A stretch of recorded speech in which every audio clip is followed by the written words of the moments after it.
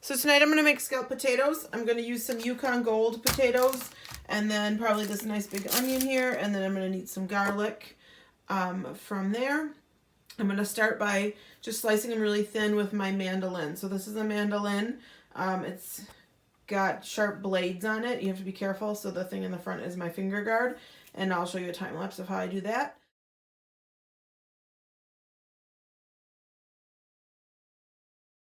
Okay, here are my prepped ingredients. I have my potatoes sliced really thin and the onion sliced thin.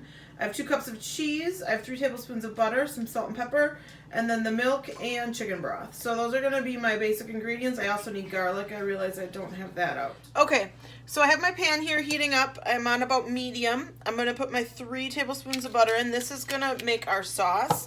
So the first step is to saute your onions in the butter. And that will help build the flavors in the sauce. So we're going to let this melt down as the pan heats up. I have my oven preheating to 400. I have a greased 9x13 pan ready. And once this melts, then I'm going to get the onions in there and saute those. And then I need to add some garlic to it once the onions get going, and then some flour to thicken it. And then we'll add the milk and the chicken broth to make the sauce. Okay, so my butter is melted. And it's getting hot. It sizzles when I move it around the pan. So I know it's ready for my onions. So those are going to go in first.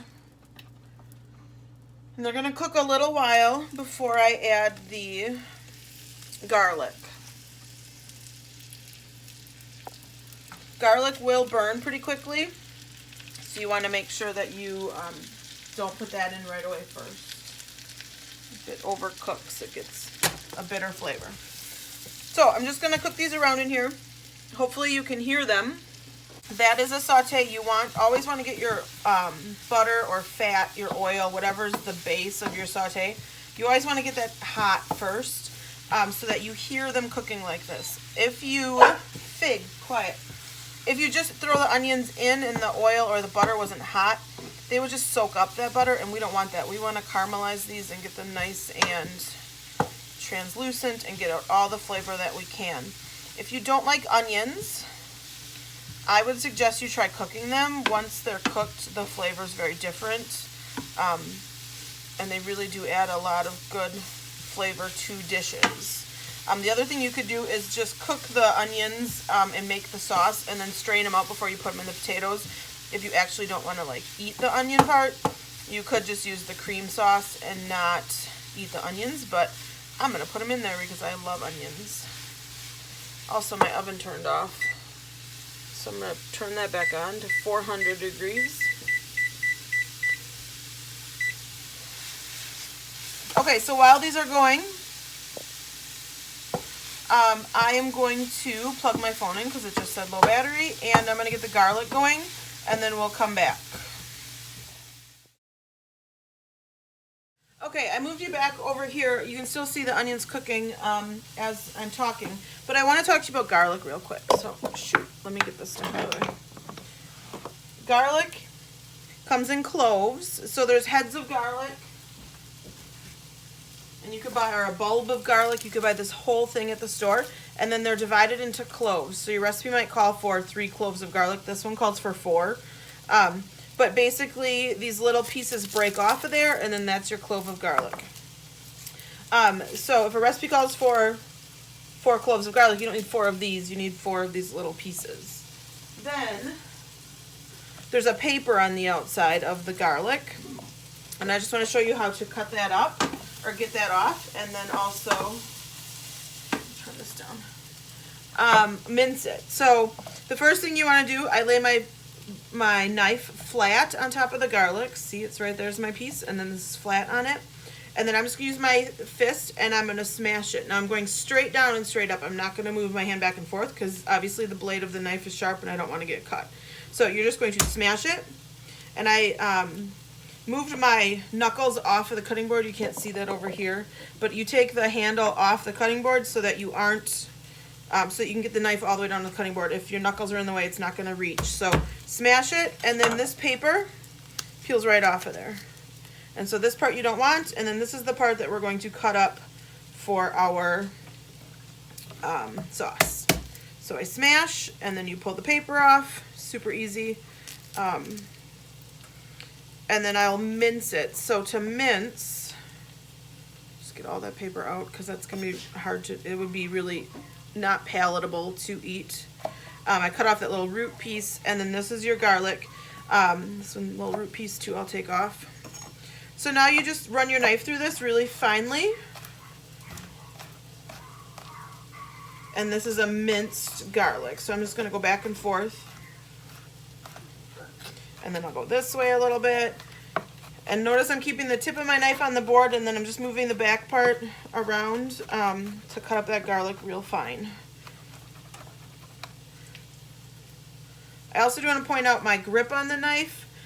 You put your fingers around the handle piece here, and then I have my thumb on the blade and my finger on the blade, obviously not low because I don't want to cut my finger, but I hold it up here. But this is how you should hold a knife, like choked up in your hand, so that you have control of what you're doing.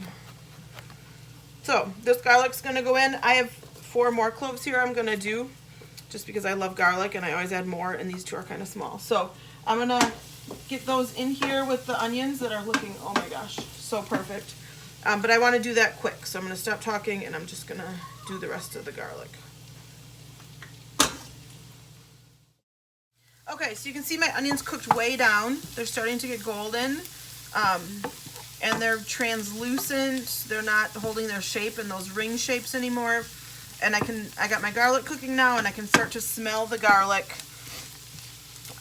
cooking. And as soon as I think that we're in a good spot for the garlic, you don't want it to be raw in your sauce. So I do want to give it a minute to cook so that it can release those flavors and oils.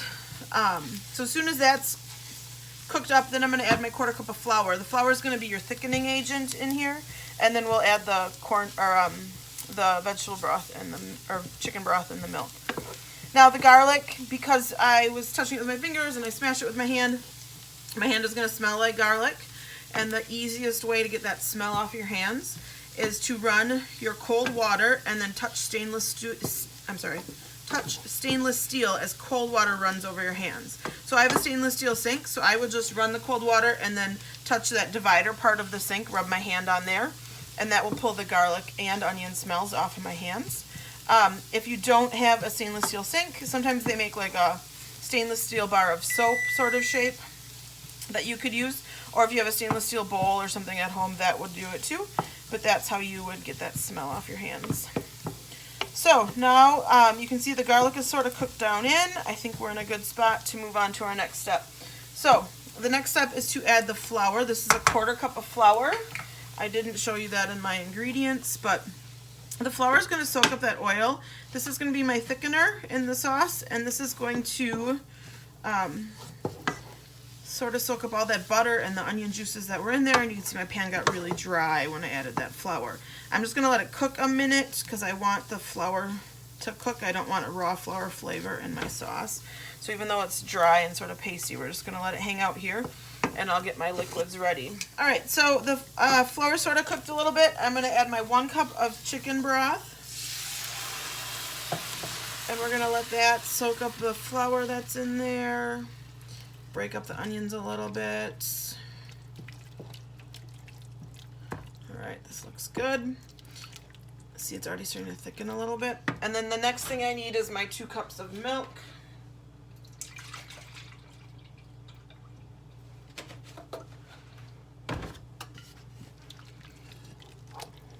We're going to add the 2 cups of milk.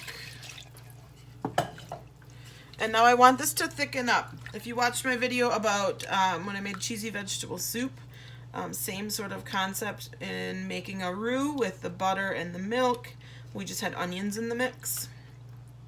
And then we're gonna add these liquids, and we're gonna cook them slow and low. If you cook dairy too high of a temperature, it will separate, the proteins will separate, and they'll sink, and they'll end up possibly burning to the bottom of your pan. But worst yet is that it would make like a grainy sort of sandy texture to your sauce, and you don't want that. So we're just gonna let this cook very low and slow until it changes its consistency to where we want it. All right, while it's cooking, I'm going to season it. So I'm going to add a little salt and pepper to it to enhance those flavors.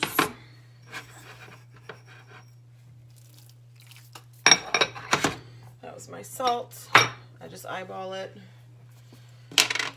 And then obviously you want to taste it too as you go. You can always add more seasonings, but you can't take them out again. So if you add way too much salt, you can't come back from that. So I'm just going to do a little bit to start with, and then I'll taste it before I stop cooking it, or before I layer it in my pan. So it's starting to thicken. I'm just going to let it go a little bit longer, and I'll come back when it's the right consistency. Okay, so I'm taking it off the heat. I'm at a good spot. It started to bubble a little bit. And it's nice and thickened. I don't want it as thick as if I was doing like a cheese sauce for macaroni and cheese. This is going to go on the potatoes and soak into them and help cook them. There's also starch in the potatoes, and as they cook, that will work with the sauce to thicken it up. So the end product won't be this runny, but you do want to definitely get it to thicken before you add it to the pan. So my sauce, I'm going to set it aside. Okay, I have my 9x13 pan.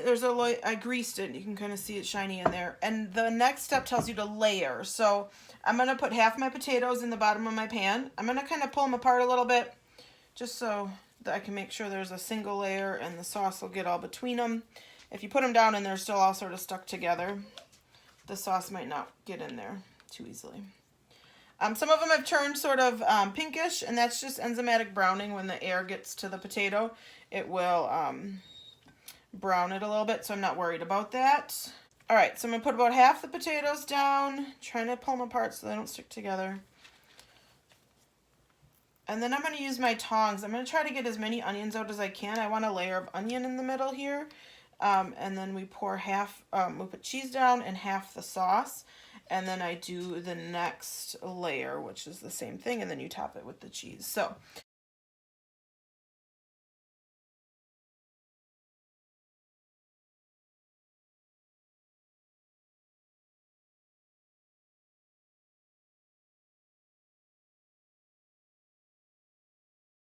all right, so I got most of those onions out. I'm just going to spread them around, make a single layer. You know, I just realized I didn't taste my sauce before I finished. I'm just going to pour half the sauce on.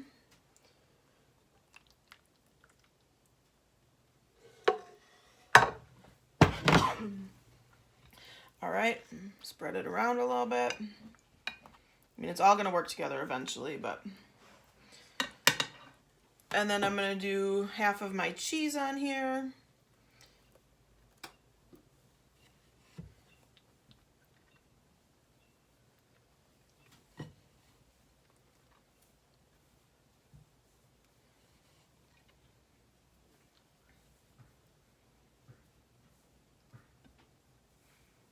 There we go. And then I do the same thing, another layer. So more potatoes, more sauce, more cheese.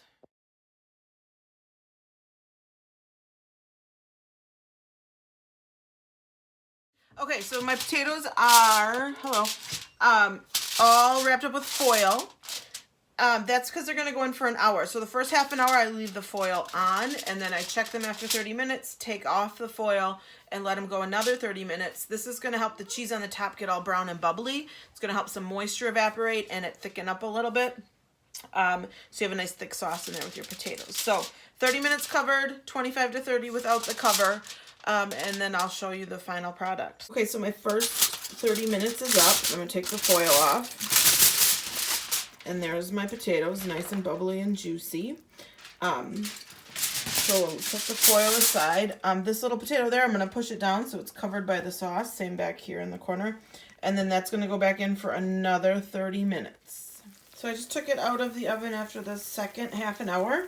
And you can see it's all bubbly and the cheese is nice and crispy on top. So I'm going to let it cool a little bit and then I'm going to eat it for supper. Thanks for watching.